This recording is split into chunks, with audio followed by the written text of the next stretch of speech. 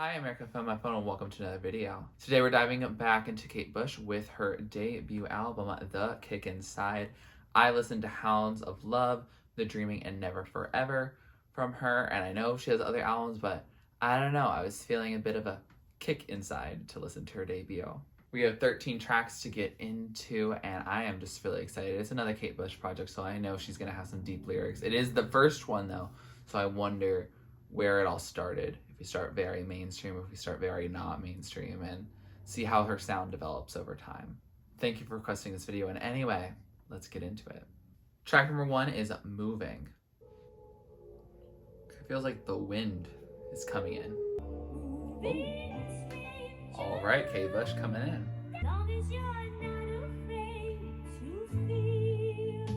As long as you're not afraid to feel. Touch me, hold me. Ooh, that production is kind of fun.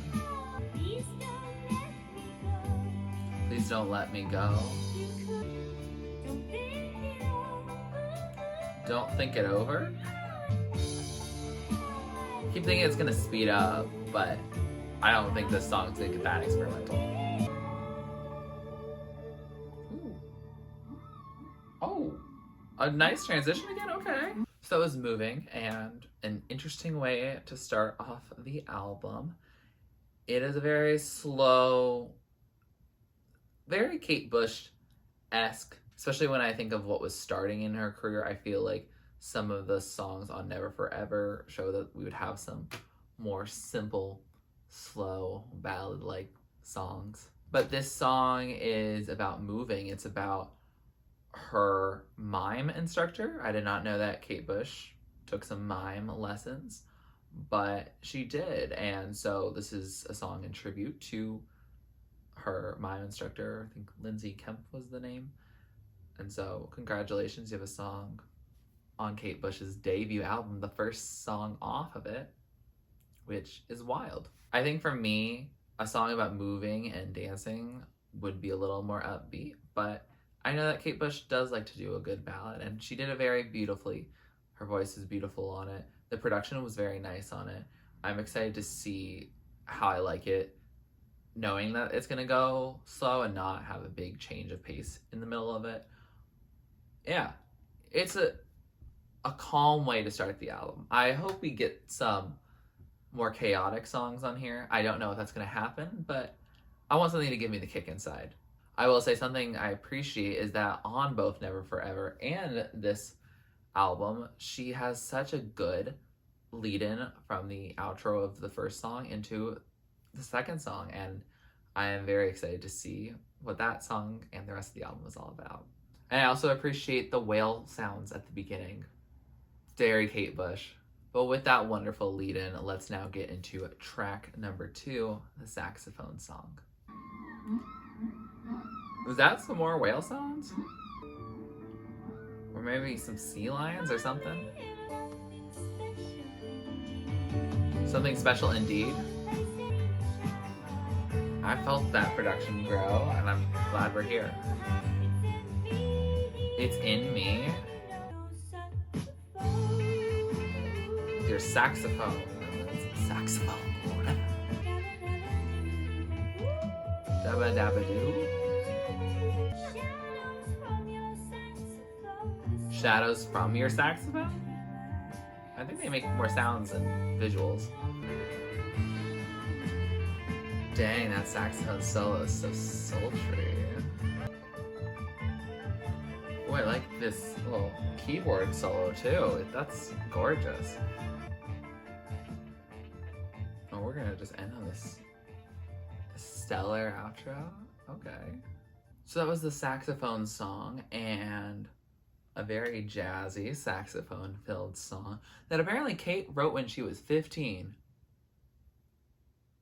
What? She wrote that when she was 15? Oh my gosh. That was gorgeous. I loved the instrumental in particular. The song is just about her loving saxophones and her making a song where the mood and the aesthetic is perfect for some saxophone love.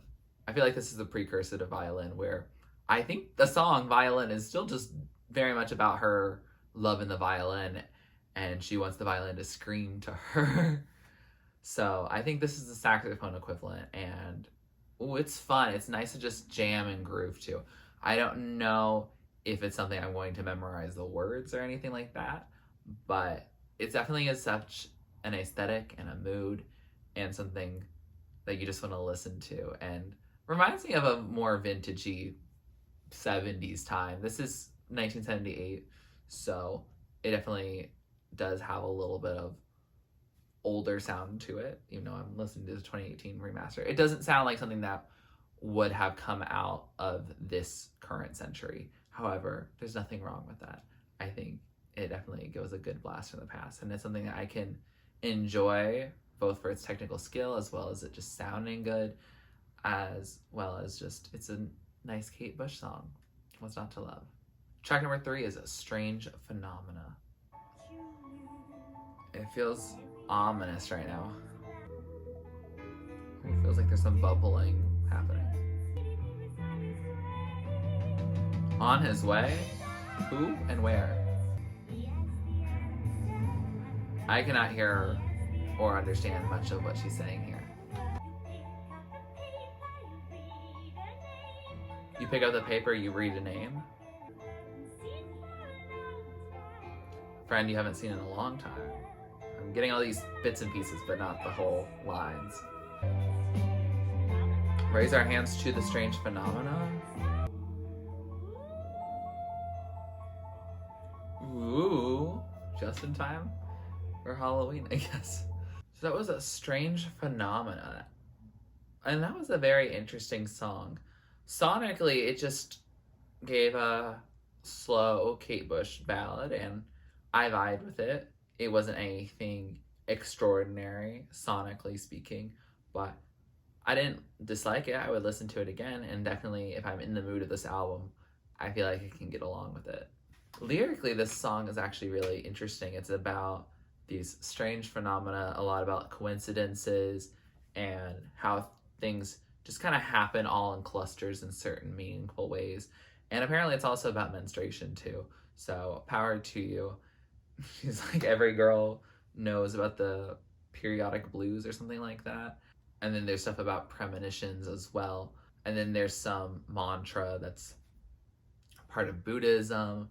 So yeah, there's a lot going on in here. I think it's an interesting song. Definitely shows that Kate can be rather alternative and quirky in the music that she's making and the lyrics she's choosing to say, and especially that she's talking about something like this in the late 70s. I don't know if there was a period where it was just pretty lax to say certain things in music. I think of most music pre-90s being relatively censored, but maybe I'm wrong on that. I don't really know for sure. I wasn't alive during that time, so I can't say, oh, all the music that was coming out was very clean or censored or whatever. But I always think about the 1960s being such a very heterosexist society and very clean and very platonic, and just not talking about anything that was considered, I don't know, I don't want to say dirty because I don't think of menstruation as a dirty thing. It's just a natural part of life. But I think of that time period in my head of being something where we don't talk about those processes, and that there's a lot of things that were taboo to discuss, I guess is what I'm getting at. But I'm glad that she's sharing it openly. Maybe it was something that was not fully analyzed at the time, but I am glad that Kate Bush is talking about a practice that should be something that's normal to talk about, and not something that I feel like I have to sidestep around it in order to not get any demonetization. It's a natural part of life, and even though this video is not made for kids, I don't think it's something that we need to shield our kids from learning about. Track number 4 is Kite. Oh, we are kind of bopping here. I can't tell if this is fast or like deceptively fast but slow. I feel like there's some deep lyrics here, but I cannot decipher it once again. Ooh, there's some percussive thing. Is that the fiber slap? Oh, woo! Wow! She's having a lot of fun with her voice, I can tell. Still don't know what she said.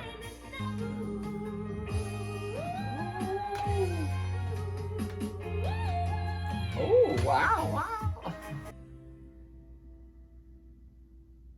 All right, then. So that was Kite, and that was a fun song, sonically. Do-do-do-do-do-do. Yeah, I don't know. It was just fun. It was playful. It was, I don't know, a more musically grounded version of Here Goes a Tenor or Here Comes a Tenor. I don't remember what the title of that song is. I don't listen to that song much at all because I feel like it's such a meme song. But this song similarly has some meme ability in how she sings the whoa, and she just goes all over the place, and it's fun. And I think it works with the song's lyrical message, which is about this person who gets this feeling that they don't want to be grounded. They want to be a kite up in the sky, and then they turn into a kite, which transformations. I don't really vibe with those when they're taken very literally in the song, when they're talked about and it's like, oh, a 2D feeling that is overtaking me. That feels a little too specific for my taste, but maybe I'll just ignore it because I couldn't understand most of the lyrics anyway. But once that person becomes the kite, eventually they're like, I want to be down on the ground, I want to be grounded, and I miss home and all of this. It's a grass is always greener moment where you think that life is better on the other side, but then you get to the other side and you're like, oh shoot, I think I made the wrong decision. But I think that that's overall a very interesting topic that we have. People are often afraid of the unknown, but then some people are not afraid of the unknown and they want to leave what they currently have behind in search of something new and exciting, and then they realize that that new and exciting thing is actually worse than what they had before. And so I guess that's also where some of the fear of the unknown happens, is if you've been burned in the way before of thinking, oh, I'll just try this new thing, and then realizing it's not all it's cracked up to be, you kind of go for your steady place. And so finding that balance of taking those risks and accepting new opportunities and challenges is important, but it's very difficult to figure out the perfect balance. But I had a good time with this one. If I don't think about the transforming into a kite too much, I think this could be one of my favorites on the record. Track number 5 is The Man with the Child in His Eyes. Is this a precursor to Infant Kiss? I hear him, the man with the child in his eyes.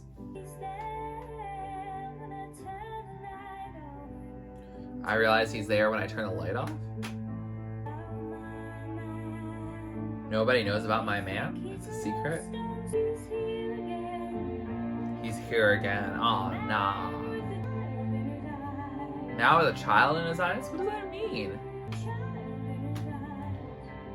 Does he want to have a child, or is he the child? He's so aware of all my situations. They say, no, it won't last forever. Maybe he doesn't love me. That's a cinematic way to finish this out. So that was The Man with the Child in His Eyes. Interesting. I don't know how I feel about this one. Sonically, the song is gorgeous. It's a beautiful ballad, and it is a love song to some degree at least. And we don't normally see Kate Bush acting all loving about someone. But I don't know if I vibe with this song knowing some of the context of it. This song in general seems to be about a relationship between a younger girl and an older man. And I think that's how you can interpret The Man with the Child in His Eyes. It's her, she's the child. And that's what she sees when she sees her reflection in him. It could also be, in a positive way, the idea of, as people get older, still having a childlike quality to them in a non-inappropriate way, just in a way of like not losing the magic of life. And as someone becoming an adult myself and growing into my actual adulthood, I think it's very important to me to retain some of the lessons and my way of seeing the world when I was younger. I think that makes me a much more optimistic and positive outlook type person. And I think I end up being a lot happier, and I think I end up being a lot more discerning than I might be if I just let the serious reality of adulthood fully sink in and make me feel very sad. And it's not that this optimism and these childlike qualities are not realistic. I think we tend to equate depressing thoughts and harsh thoughts with adulthood and maturity, and this is what is real. But I think as a society, especially in the United States, I think we're bombarded with such horrible news all the time and all of these stress factors, and there's a lot of bad stuff. I'm not going to diminish that or reduce that, but I don't think we as people are equipped to fully allow that to fully consume us. I don't think we can be productive and be happy in such a society. And I think part of our lives should be about being both productive as well as happy and just living our lives. And yeah, so I think that's really important to me, to retain a sense of positivity in the face of all the suffering and all the struggles that we have in life. And I think in a way that's a quality that Kate has admired about people who tend to look optimistically towards things.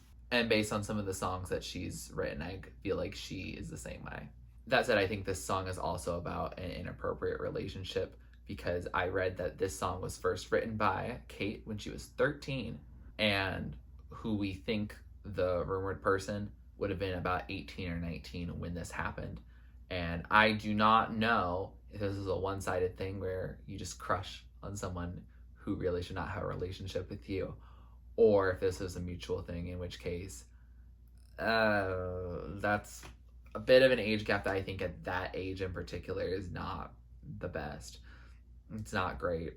I think that's illegal, right? For good reason, not just something that the law just tells us. So that's icky in my head.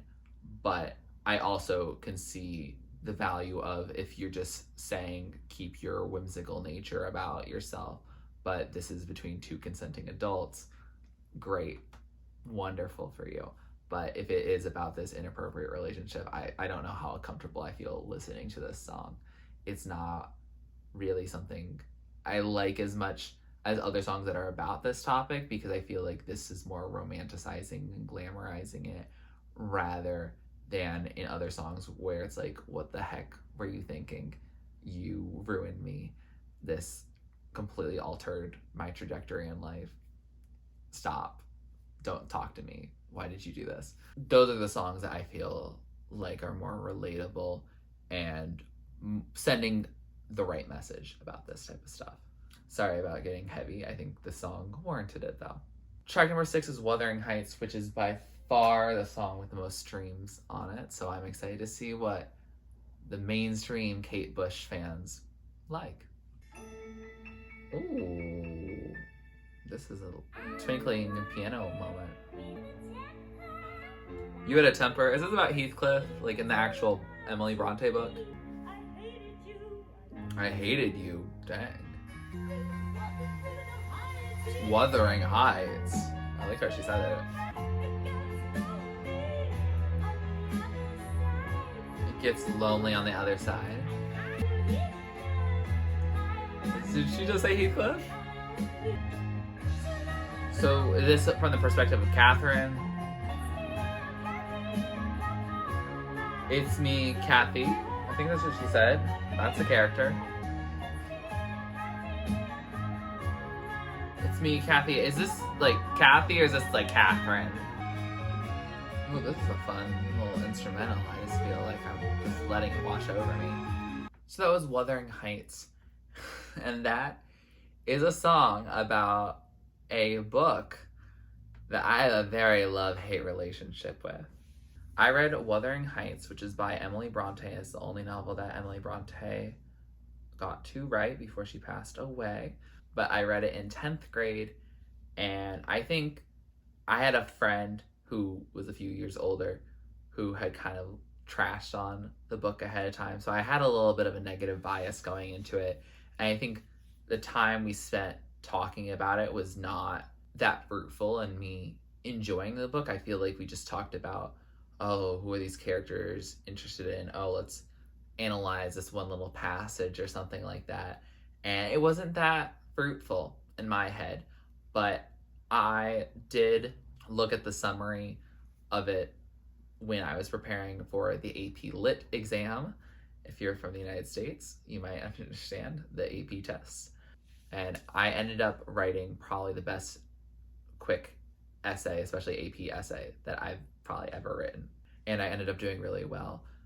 The test, I don't want to get put into the AP test integrity office. So I won't talk about what I wrote for it, but I will say that the fact that we kind of overlooked that Heathcliff is not the palest and is not the whitest, and the fact that he has darker features is something that is very imperative to the story about how, oh, he looks different than the rest of them, and as a result, they think he's not worthy of Catherine's love. And I'm sorry, that made me change my tune on the book, because it really was a very ingenious book. It makes a lot of sense. Also, the hurt people thing is very clear. Everyone is taking out their anger on someone else who they think is connected to their problems, but they can't take out their anger on who actually hurt them, because who actually hurt them is passed on generally at that point, or has too much power, or is just so removed from the situation that it doesn't really work out. And this song is really about that. It's about the love that Heathcliff and Catherine had for each other, and Catherine passes away due to childbirth of a child with a different man that basically had stolen Catherine away from Heathcliff and made her be a proper lady, because he was considered a fit husband and someone that they could continue their poshness. In my head, at least, that's what I remember. And Heathcliff was a little more rough around the edges and enjoyed life, frankly. And Catherine really liked that. And so in this song, Kate Bush, I think, is making a little bit of Wuthering Heights fan fiction of Catherine coming back from the dead to right the wrong and be with the man that she's wanted to be with all along. I feel like if I talk about the song anymore, I'm just going to divulge the entire plot of Wuthering Heights, which will probably be 1/3 completely inaccurate, because I haven't read the book actually since 10th grade. But I do remember that it is a very interesting novel. I think oftentimes gets reduced to, oh, it's like this forbidden love story, or it's some classic of British literature. But I think there are actually a lot of themes and interesting parts of it that work as very progressive, especially for that time. And I think it's very interesting. And now I have a song from Kate Bush that is all about this book that I have a love-hate relationship with. So that's very interesting, good for me. I think Kate Bush was inspired first by the miniseries that was on BBC in 1967, and then she got into the book. And I guess, like me, she was very inspired to write. Track number 7 is James and the Cold Gun. Oh, okay, we're getting a little jazzy again. Ooh, with the drum too, okay. Oh, this is a slick number. We miss you day and night. To take away the light. Ooh, ooh. Oh, she's being so celebratory right now. Hia. Oh, she's saying the Hia part over and over.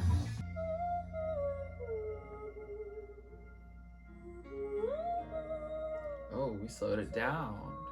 Oh, we pulled it back and letting us just groove. So that was James and the Cold Gun. And that was fun. It was groovy. Like, I had fun with the song, which I like. It was a little more upbeat. And we haven't gotten a ton of upbeat songs on here. And I think these songs that are more ballad like are still holding my attention a little bit better than maybe Never Forever. But yeah, it's nice to have a little more of an upbeat song just vibing along.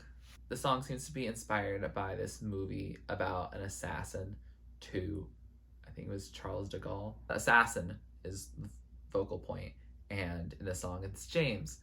And we're asking, the speaker rather, Kate, is asking if James is selling his soul to a cold gun, to this assassin life, because his friends are waiting for him, they miss him and the life that they shared together. It seems like this woman is missing him as well. It seems almost like a James Bond type moment where we're like, can you get back from your reckless life and get back to normalcy? Almost the Night of the Swallow moment, actually, if we think about it. Yeah, I could see that. Yeah. It's this contrast between living a life of danger and the people wanting you to not live that life of danger. It's what your heart is seeking out versus what the love from all the people who care about you are feeling. Apparently this is also pushed by the label to be the first single. However, Kate Bush insisted that Wuthering Heights was the first single, which I think is a very interesting debut single. Like, do you expect that to be the case? I'm a little intrigued about why she chose that versus why they were thinking about this one. I guess this one is a little more upbeat, so I guess it would be a little more radio friendly. But Wuthering Heights, interesting. I guess that's relatable in the way that a ton of high school students are reading that. I guess also she's British herself, so I feel like people in the UK may be even more familiar with this work than even I or my classmates are. Regardless, I had fun with this one, and I'm intrigued to see how it sounds on the next listen, and then also to see where we go. Are we going to have more upbeat numbers on this album? Maybe, maybe not. Track number 8 is Feel It. Okay, slow piano. Probably not upbeat number. After the party, little bit of nervous laughter. It could be love or it could be just enough. I'm just having the realization that this was recorded in her late teens, early 20s, maybe. Passion always wins.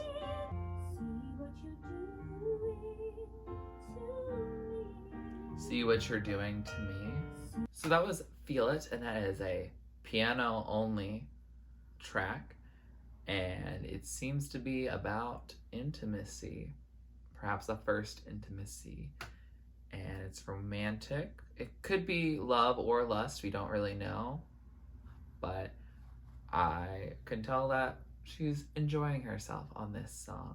She is not being very explicit with it, but this is the late 70s, and she is in her late teens, early 20s in this, so I'm not going to think of this song in a very explicit way. I think of this song in the romantic way that Kate is telling it.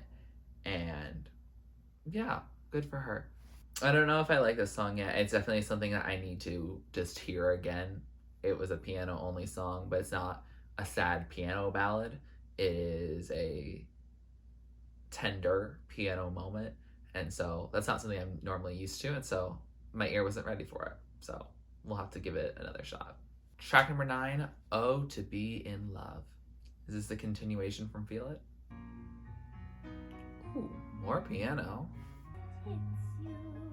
As the night hits you. I could have been anyone. You could have been anyone. Oh, is this a all reunion now? Why did you have to make me feel that? Feel it? Whoa.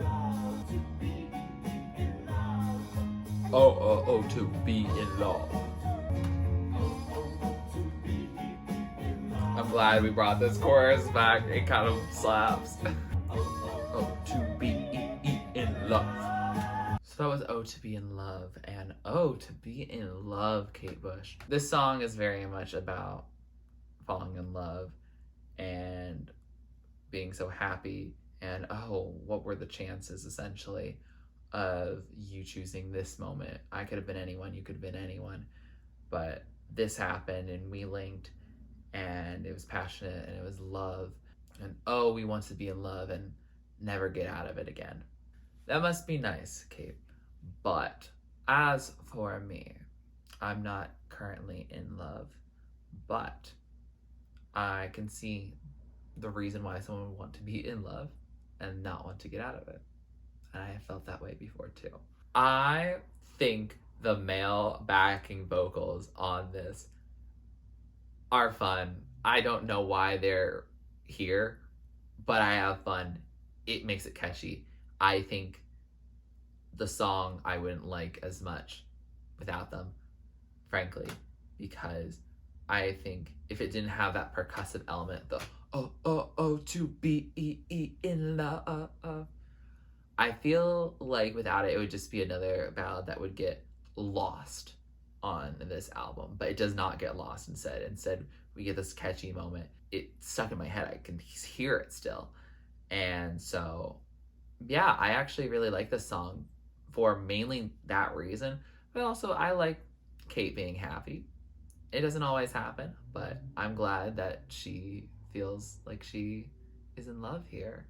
And I do not know if this is about her actual life or not. I think Kate is very good at disguising when things are about her life versus not. So I wouldn't be able to tell you. I also don't know what Kate Bush's personal life is. I think she keeps it pretty guarded. And so I'm not really trying to invade her personal privacy. However, if the song is about her personal life and she still feels this way about this person or another person today, then good for her. I'm happy for her. Track number 10, L'Amour Looks Something Like You. What a line. You came out of the night. Oh, we picked it up a little bit. Feel the energy rushing by. Did you say sticky loving? You look like an angel sleeping alone.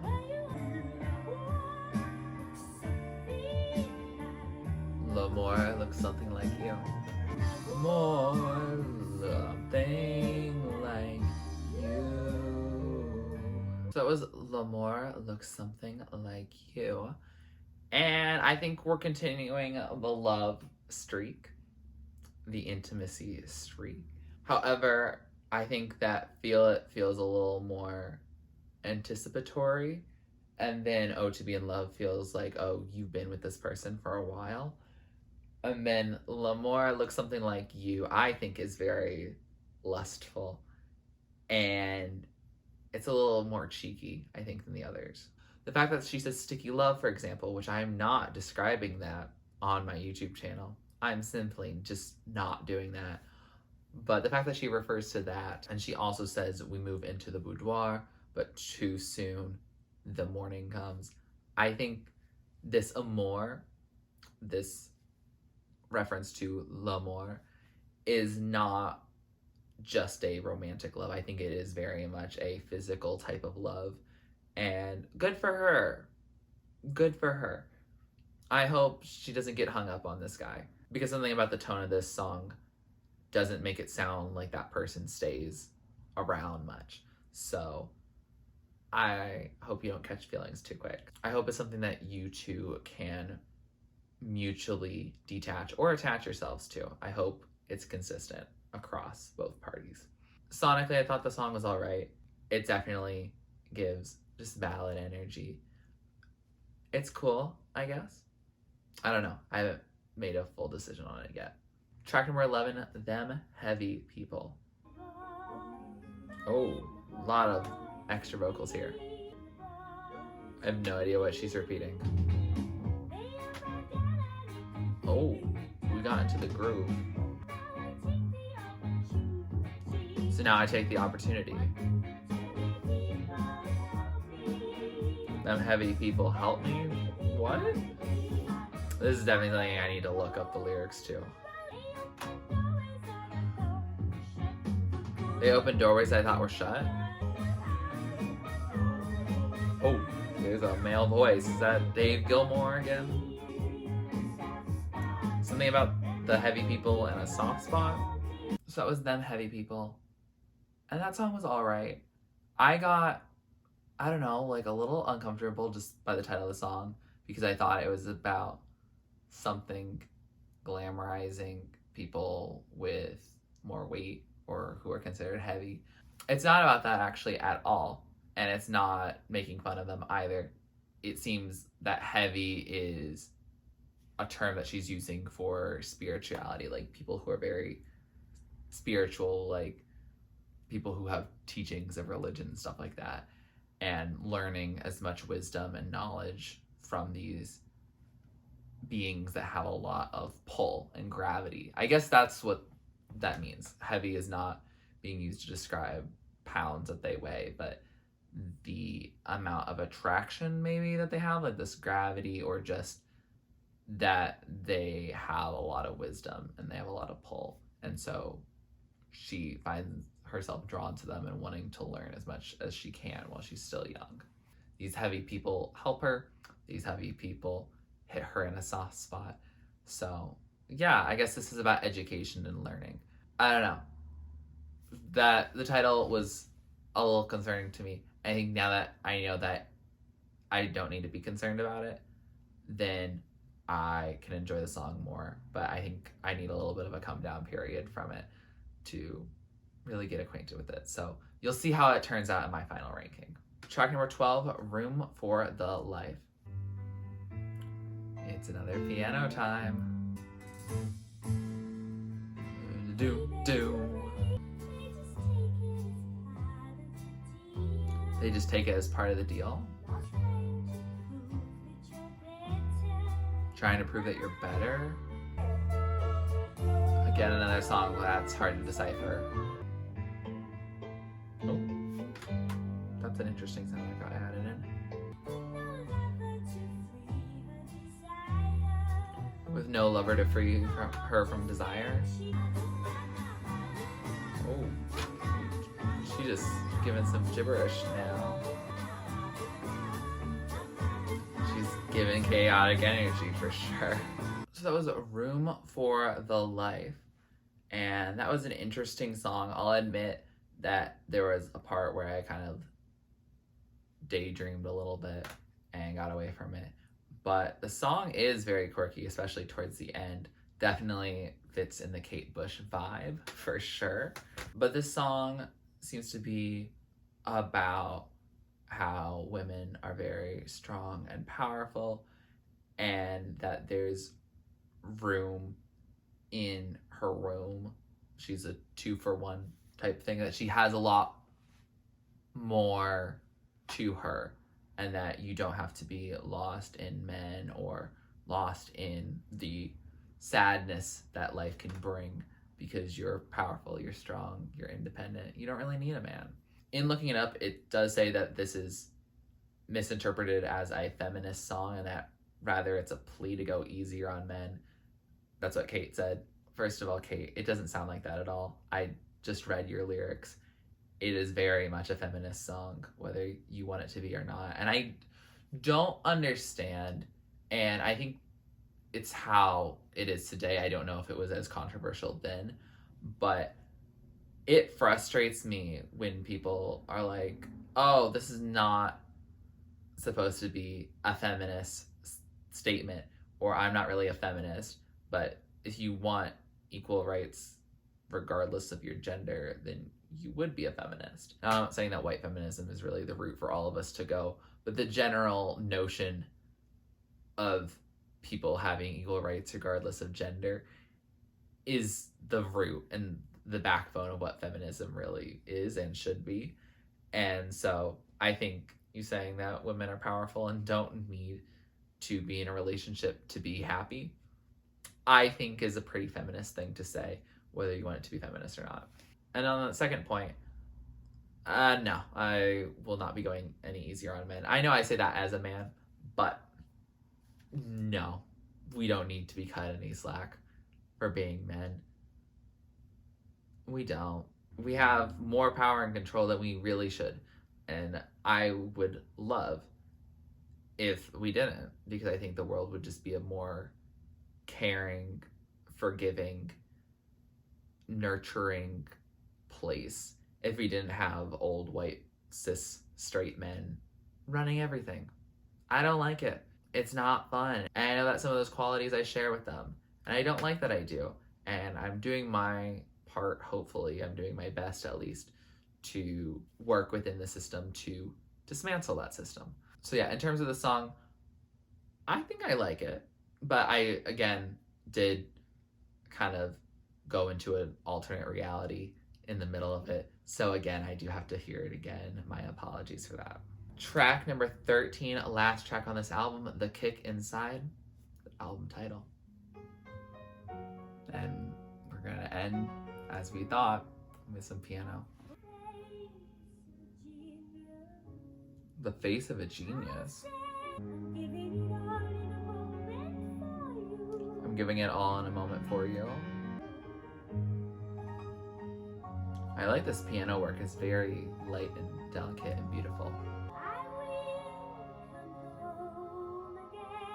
I Will Come Home Again. Are you Catherine?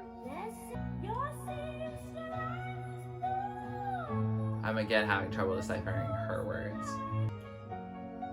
No, I think this is probably my favorite piano work she's done on this project.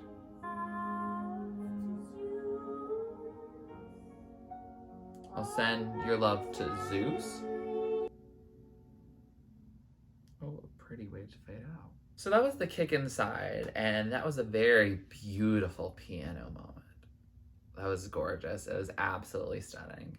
Kate Bush can play. I'm pretty sure she performed that herself.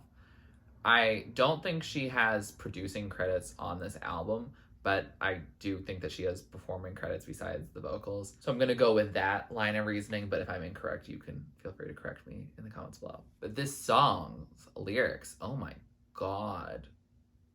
That's why she makes it so indecipherable. So you can just really jam along and then you realize, oh my gosh, this is about someone themselves because of incest. This song is apparently about a brother and a sister that fall in love, and then she gets pregnant with her brother's kid, and rather than having to deal with that sense of shame, she decides to write a note that she's going to herself, and that is the song. The song is the note. And okay. And I was right, she is talking about sending love to Zeus, because apparently they read a lot of Greek mythology, and in Greek mythology, incest is more neutral / positive. It doesn't necessarily have that stigma that we have in our society today. But yeah, that is a little off-putting for me in this song, because I'm like, oh, it's like this little love story, and then you're like, oh, they're brother and sister. Nah. And I think for me, it's just the, oh my gosh, genetically, ooh, like the risk of having a child who's not going to live a fulfilled life because of some disability that was preventable if you didn't have incest.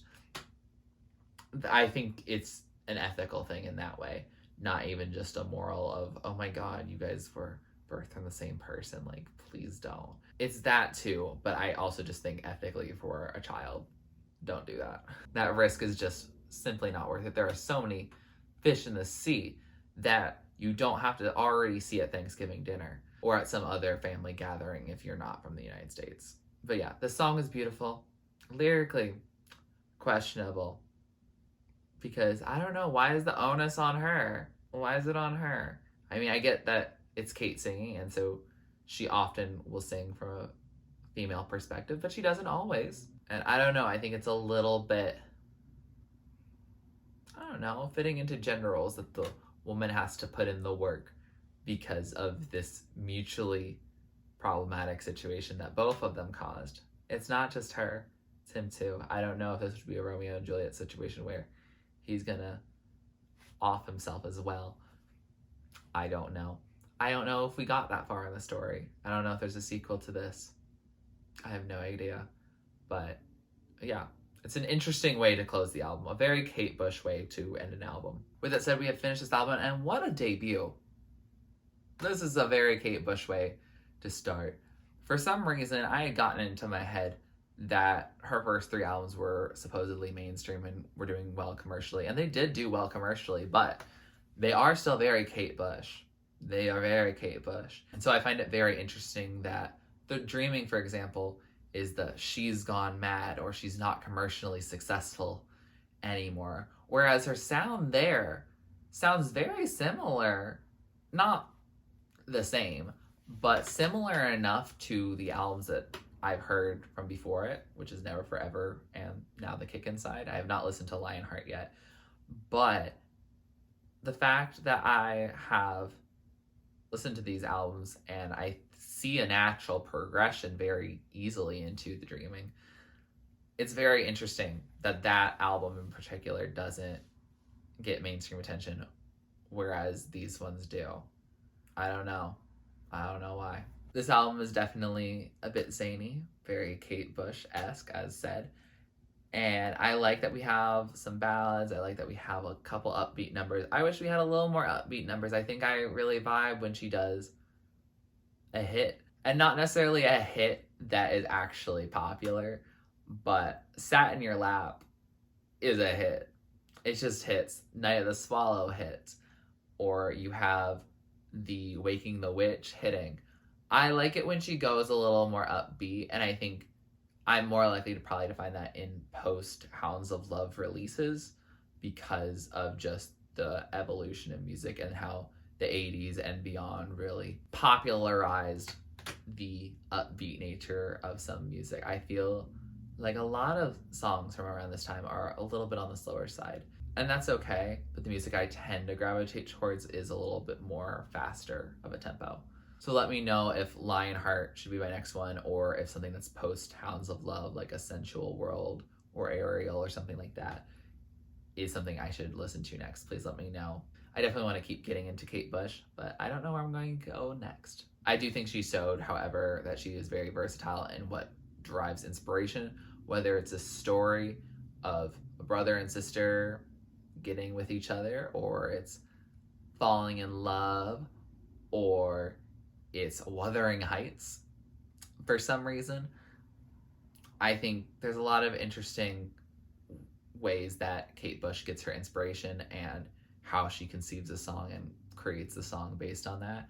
And I think that's very inspirational. I would love to talk with her. I know she is a very private person, but I would love to just have a conversation with her about her life and her art and how she works, because it seems brilliant. And I really think that I haven't heard an artist quite like her. There's definitely artists that have taken inspiration from her, but they're not her. They're themselves, and that's totally fine. They make great music too. But Kate Bush, I think she's one of a kind. With that said, here are some of my favorites of the top tier of the songs I love. The standouts are the ones I've been playing over and over. Songs in the middle are songs I like. I'll add them to my playlist, but they might not be the top of the top. And songs at the bottom are just not really my thing. Doesn't mean they're a bad song. Doesn't mean they can't be your favorite song. Just means it's not for me. And that's okay. Kate Bush did not make this album for me. I was not born yet. I think she was younger than I currently am now. So there's that. If you like this video, please like it, just comment down below what you'd like to react to or do next on my channel. Please subscribe to my channel if you're not already and you'd like to be. And thanks for watching. This is TurtleStormer. Catch you later.